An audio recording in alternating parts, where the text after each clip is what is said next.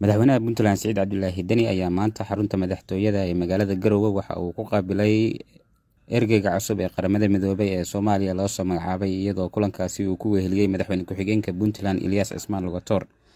Labada dhinac ayaa ka wada hadlay xiriirka Puntland iyo Qaramada Midoobey iyo sidoo kale hirgelinta ama taageerada Qaramada Midoobey ee Puntland ay ka taageerto dhanka kaabayaasha dhaqaalaha iyo sidoo kale horumarinta adeegyada aasaasiga ah.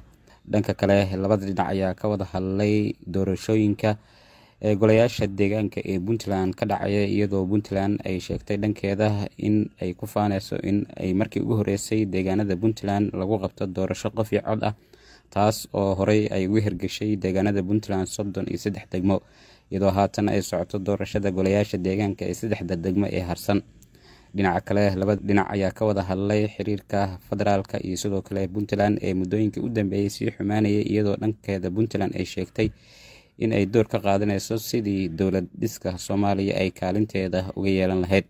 Qaramada Midoobey ayaa dhankeeda waxa ay sheegtay in ay Puntland ka taageeri doonto dhinaca kaabayaasha adeegyada bulshada iyo sidoo kale xiriirka Puntland iyo hay'adaha caalamiga ah ee UN-ka. waxaan maanta soo booqday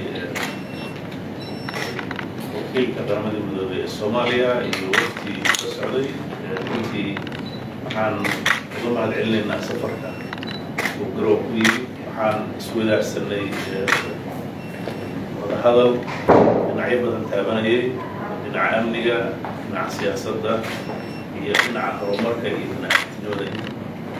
waxaan ku faraxsanahay sida wanaagsan waqtada dheer furan ee loo wada hadlay. waxaan rajaynayaa in kulankaasi uu kasoo bixi doono wada shaqaynta dhinaca UN-ka iyo Puntland oo sii xogaysta iyo arrimaha uu xilsaaran yahay ku saabsan arrimaha siyaasadda iyo amniga ee Soomaaliya sidii horumar looga gaari lahaa, caqabadaha taagan looga gudbi lahaa. runtii waxaan ku faraxsanahay wada hadalladaas inay ahaayeen kuwo waxtar u yeelan doono guud ahaan Soomaaliya gaar ahaan Puntland. waxaan la wadaagnay dareenkeena iyo aragtideenna.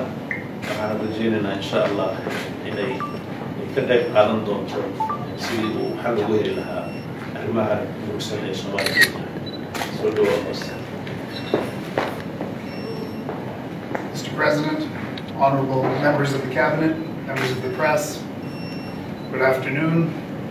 Pleased to be back in Garowe today. I thank President Siciid Cabdullaahi Deni and his administration for the warm welcome extended to me and my colleagues. I traveled today with Mr. Crispin Mukasha, the head of the UN's Office for the Coordination of Humanitarian Affairs, Mr. Izana Kasa, head of program of the Food and Agriculture Organization, and Ms. Prestige Murima, the Deputy Head of Mission of the International Organization for Migration. Our visit together underscores the unwavering commitment of the combined UN system in Somalia to support the government and people of Puntland. The President and I discussed his government's continued focus on advancing development priorities and responding effectively to humanitarian needs. UN efforts support the Puntland Development Plan, which is in turn aligned with the Somali National Development Plan and UN Sustainable Development Goals. Humanitarian aid provided through the UN includes extensive support to address food insecurity, health needs, and the requirements of internally displaced persons, among many other activities.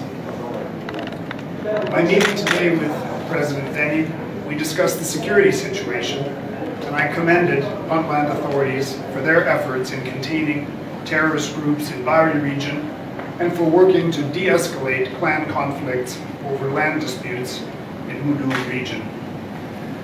Renewed incidents of piracy and the impact of continued migration flows also require attention.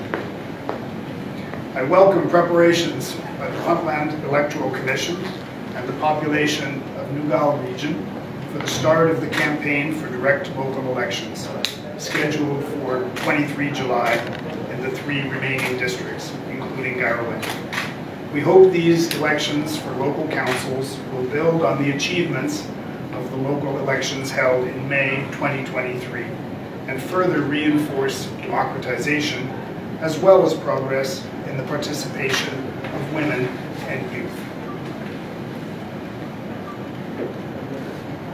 President Deni and I also discussed a range of national interests, national issues of importance, including the campaign against Al-Shabaab, constitutional reform process, and the next election cycle.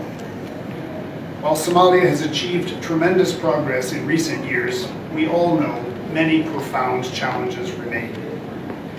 In light of this reality, I expressed the view that it would be to the benefit of the Somali people if the country's senior leaders, federal government president and federal member state presidents, could overcome any outstanding differences and find a way to work together, to agree on solutions to these national challenges, and then to take action in unity.